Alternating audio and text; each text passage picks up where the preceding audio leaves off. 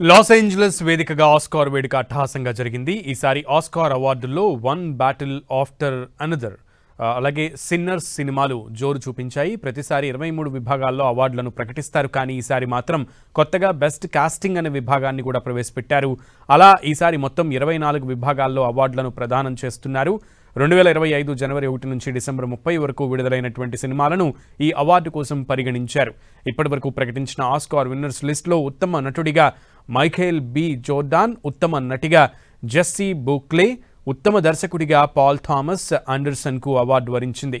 One battle after another మూవీకి గాను Paul Thomas ఆండర్సన్కు బెస్ట్ డైరెక్టర్ అవార్డు దక్కింది. అటు ఉత్తమ సహాయ నటుడిగా షాన్ పెన్కు ఆస్కార్ వరించింది.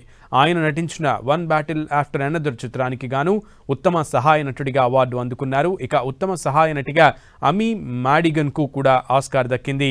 ఈమె నటించిన వెపన్స్ చిత్రంలోని అద్భుత నటనకు గాను ఉత్తమ సహాయ నటిగా అవార్డు అందుకున్నారు. ఇక ఉత్తమ చిత్రంగా వన్ బ్యాటిల్ ఆఫ్టర్ ఎనదర్ చిత్రం నిలిచింది.